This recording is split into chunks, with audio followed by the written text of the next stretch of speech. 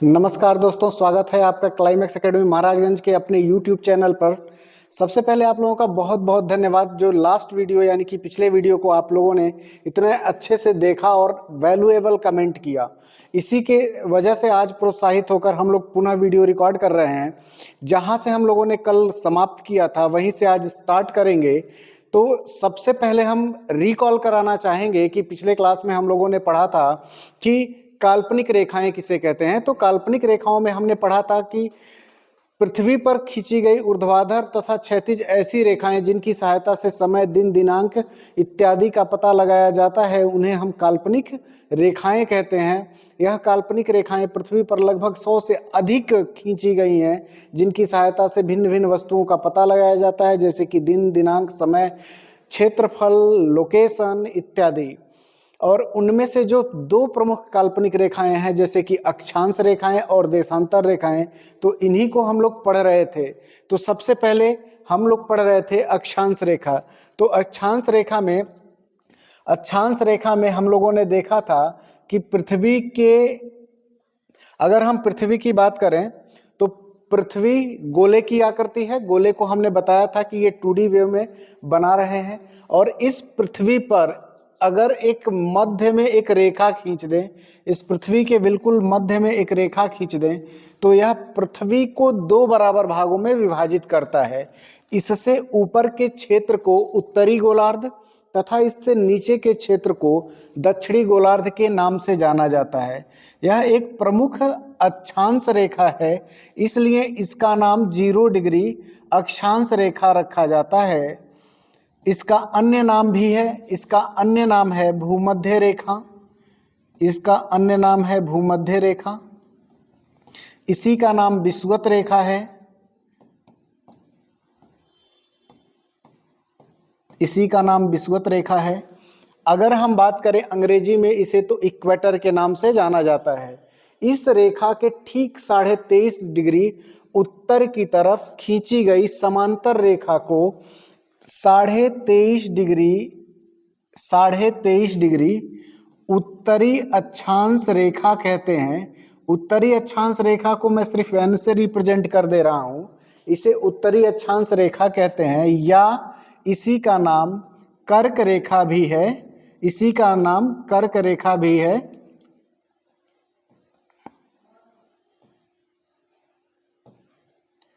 इसी का नाम कर्क रेखा भी है। अब इस भूमध्य रेखा से ठीक 23.5 डिग्री दक्षिण की तरफ खींची गई समांतर रेखा को मकर रेखा कहते हैं, या इसका अन्य नाम 23.5 डिग्री दक्षिणी अक्षांश रेखा। चूंकि ये रेखा दक्षिण में खींचा गया है, इसलिए इसे हम दक्षिणी अक्षांश रेखा कह सकते हैं। 23.5 डिग्री दक्षिणी अक्षांश रेखा कह सकते हैं, जिसका अन्य नाम मकर रेखा है। लास्ट क्लास में हम लोगों ने इस बात को समझा था। इसके बाद हम लोगों ने देखा था पृथ्वी को अगर हम बात करें तो पृथ्वी पे अगर इन रेखाओं को देखना चाहें तो प्रश्न किस प्रकार से बनता है, तो ऐसे पूछ लेगा कि कर्क रेखा किन किन देशों से होकर जाती है। तो इस बात को हम लोग समझने के लिए सबसे पहले क्या करते हैं, विश्व के मानचित्र को देखते हैं और उस पे इन रेखाओं की स्थिति को समझने का प्रयास करते हैं। इसके बाद हम लोग फिर से ओरिजिनल मानचित्र पर देखेंगे। अगर हम विश्व के मानचित्र की बात करें तो विश्व का जो मानचित्र है कुछ इस टाइप से दिखता होगा। आप सबने देखा ही होगा कि विश्व के मानचित्र की अगर बात कर ली जाए तो इस तरह से कुछ विश्व का मानचित्र दिखाई देता है, जिसमें ये है उत्तरी अमेरिका महाद्वीप और इसके जस्ट नीचे दक्षिणी अमेरिका महाद्वीप। इसके जस्ट नीचे है दक्षिणी अमेरिका महाद्वीप। अगर हम बात करें इसके जस्ट पूरब में, तो आप जानते होंगे इसके जस्ट पूरब में है अफ्रीका महाद्वीप, और अफ्रीका महाद्वीप के बाद जस्ट शुरू होता है एशिया महाद्वीप इसके पूरब में, और एशिया महाद्वीप में है प्यारा भारत, और प्यारे भारत के जस्ट दक्षिण में या दक्षिण पूर्व कह लें तो ऑस्ट्रेलिया देश या ऑस्ट्रेलिया महाद्वीप स्थित है। अगर हम इसको और ठीक ढंग से बनाने का प्रयास करें तो यहाँ पे छोटे छोटे द्वीप हैं और एशिया महाद्वीप में बहुत सारे देश यहाँ पे स्थित हैं। जैसे ये है आपका उत्तर कोरिया, दक्षिण कोरिया, जापान के द्वीप समूह।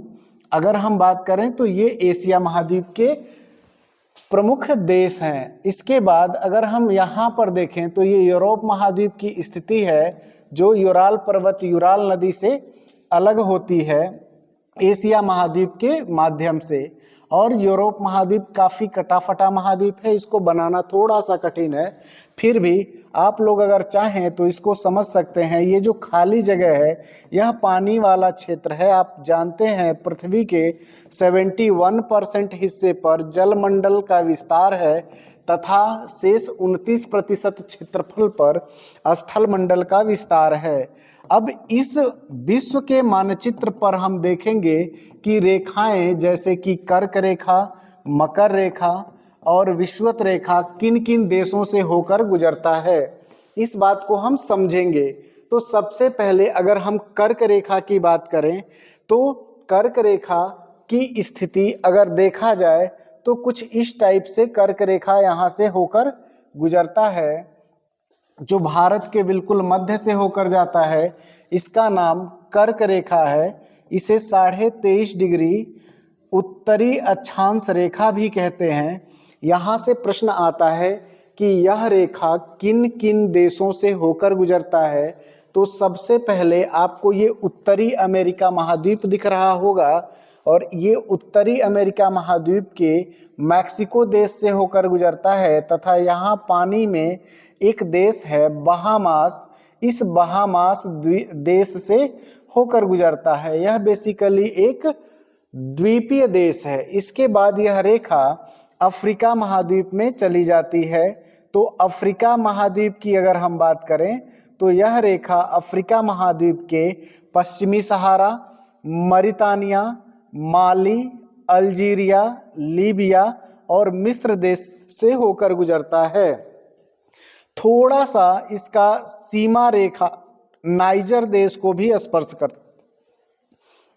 इसके बाद ये रेखा एशिया महाद्वीप में प्रवेश करती है और एशिया महाद्वीप के सबसे बड़े प्रायद्वीप से होकर गुजरती है। यह सिर्फ एशिया का नहीं बल्कि विश्व का सबसे बड़ा प्रायद्वीप भी है, जिस पर सऊदी अरब, जिसका नाम आप सुने होंगे, फिर से यूएई, संयुक्त अरब अमीरात जिसे कहते हैं, ओमान, यूएई, ओमान देश स्थित है इस अरब प्रायद्वीप का। इसके बाद ये रेखा भारत से होकर गुजरती है। भारत के बाद बांग्लादेश, म्यांमार, फिर चीन और ताइवान से होकर गुजरती है।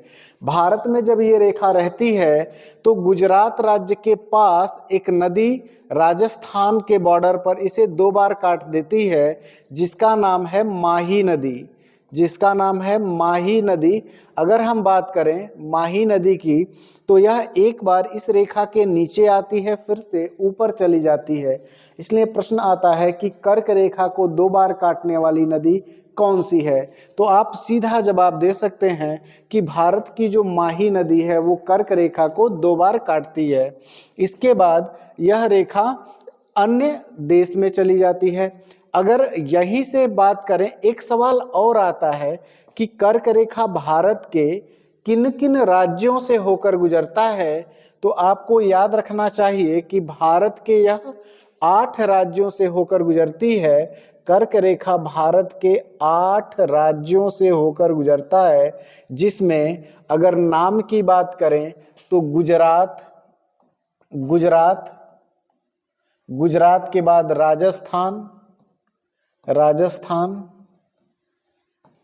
राजस्थान के बाद मध्य प्रदेश और मध्य प्रदेश के बाद छत्तीसगढ़, इसके बाद झारखंड के बाद पश्चिम बंगाल,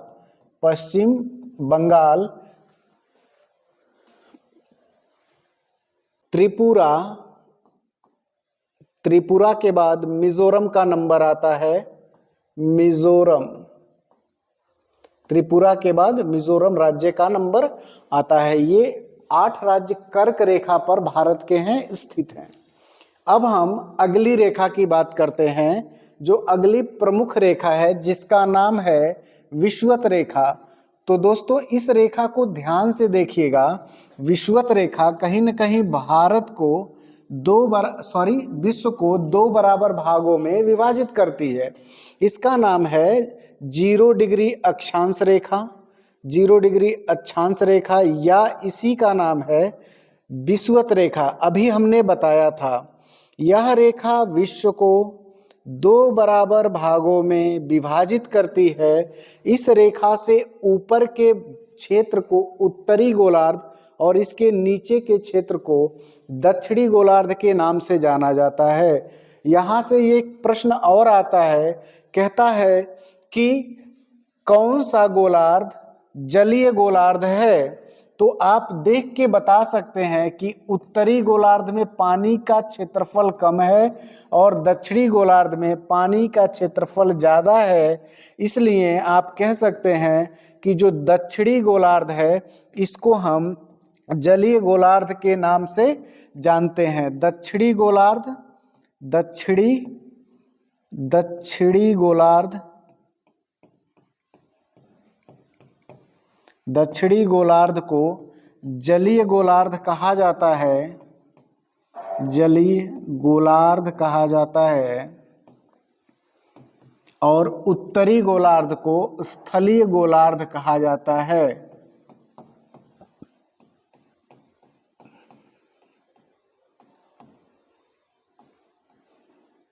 स्थलीय गोलार्ध कहा जाता है। इस प्रकार से अगला सवाल आता है कि यह जो 0 डिग्री अक्षांश रेखा है यह किन किन देशों से होकर जाती है। तो पहले हमें देखकर ही पता चल जाता है कि यह रेखा दक्षिणी अमेरिका महाद्वीप से होकर गुजरती है, फिर अफ्रीका महाद्वीप से होकर गुजरती है, फिर यह रेखा एशिया महाद्वीप से होकर गुजरती है। तो आप इनके देशों को भी याद रखेंगे, जैसे कि यह दक्षिणी अमेरिका महाद्वीप में इक्वाडोर देश से होकर गुजरती है। इक्वाडोर के बाद यह रेखा कोलंबिया देश से होकर गुजरती है, और कोलंबिया के बाद यह रेखा ब्राजील देश से होकर गुजरती है। यह रेखा ब्राजील देश से होकर गुजरती है। अब आपको पता होना चाहिए कि यह रेखा अफ्रीका महाद्वीप में चली जाती है। तो अफ्रीका महाद्वीप का जो पहला देश है वह गैबोन देश है, गैबोन। इसके बाद कांगो देश है, कांगो देश है।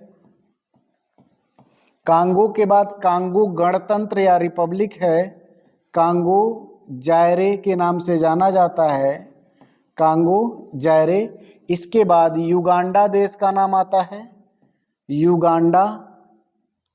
इसके बाद केन्या देश का नाम आता है, और केन्या के बाद सोमालिया देश का नाम आता है, सोमालिया देश का नाम आता है। तो विषुवत रेखा पर इतने देश स्थित हैं जो कि अफ्रीका महाद्वीप के हैं। अफ्रीका महाद्वीप में कांगो देश भी है, कांगो जायरे भी देश है। यह रिपब्लिक कंट्री है, मतलब कि यहाँ चुनाव होता है, यहाँ राजा वाली शासन। यहीं पर एक नदी बहती है, कांगो नदी, और ये कांगो नदी, यह कांगो नदी विषुवत रेखा को 2 बार काटती है। कांगो नदी विषुवत रेखा को 2 बार काटती है। फिर से ये रेखा सीधे इंडोनेशिया, एशिया महाद्वीप के इंडोनेशिया देश से होकर गुजरती है। इंडोनेशिया प्रमुख रूप से यही देश है, परंतु गूगल मैप और किताबों में यहाँ पे भारत के नीचे हिंद महासागर में स्थित मालदीव देश भी विषुवत रेखा पर कहीं कहीं दर्शा दिया जाता है। तो आप इनका नाम याद रखें। इसके बाद कहीं कहीं किसी मैप में नौरू का भी नाम आ जाता है, तो इनसे कोई विशेष वो नहीं है, आप इतने देशों का नाम याद रखें। इसके बाद जो तीसरा प्रमुख रेखा है, इसका नाम है 23.5 डिग्री दक्षिणी अक्षांश रेखा। 23.5 डिग्री दक्षिणी अक्षांश रेखा, जिसे हम मकर रेखा के नाम से भी जानते हैं, जिसे हम मकर रेखा के नाम से भी जानते हैं। यह मकर रेखा भी इन तीनों महाद्वीपों से होकर जाता है, मतलब कि दक्षिणी अमेरिका महाद्वीप, अफ्रीका महाद्वीप और ऑस्ट्रेलिया महाद्वीप। और यह रेखा दक्षिणी अमेरिका महाद्वीप के चिली, अर्जेंटीना, पराग्वे तथा ब्राजील देश से होकर गुजरता है। यह देश है चिली, इसके बाद अर्जेंटीना, चिली के बाद अर्जेंटीना, अर्जेंटीना के बाद पराग्वे और थोड़ा सा ब्राजील से होकर गुजरता है। इसके बाद यह रेखा जो है आपका अफ्रीका महाद्वीप में आ जाता है और अफ्रीका महाद्वीप के कई देशों से होकर गुजरता है, जैसे कि यहाँ पर है दक्षिण अफ्रीका, मोजाम्बिक और मेडागास्कर। यहाँ पानी में स्थित एक देश है मेडागास्कर। तो इतने देशों से होकर जाता है, फिर से ये ऑस्ट्रेलिया महाद्वीप से होकर चली जाती है। ऑस्ट्रेलिया महाद्वीप का जो एक नदी है, इसका नाम है पीटजे नदी। इसका नाम है पीटजे, इसका नाम पीटजे नदी है। और यह पीटजे नदी इस रेखा को बेसिकली 4 बार काटता है। यहाँ पे पीटजे, यह नदी इस रेखा को 4 बार काटता है। आप लोगों के लिए हम एक सवाल छोड़ के यहाँ जा रहे हैं, ताकि आप लोग कमेंट बॉक्स में उसका उत्तर दें। प्रश्न है कि भारत के किस शहर की दूरी कर्क रेखा से सबसे कम है? प्रश्न है भारत के किस शहर की दूरी कर्क रेखा से सबसे कम दूरी पर स्थित है? जैसे ऑप्शन में ऑप्शन ए मैं लिख देता हूं। Option A Bhopal, option B Lucknow, option सी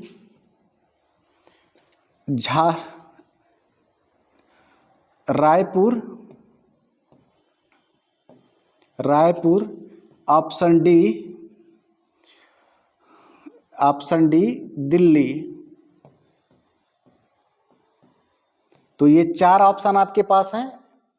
इनमें से जो सही जवाब हो, आप इसका कमेंट में ऑप्शन के अनुसार उत्तर दे सकते हैं। अगर आपको वीडियो अच्छा लग रहा है तो आप लाइक, शेयर और सब्सक्राइब जरूर करें। आप लोगों का बहुत बहुत आभार, धन्यवाद।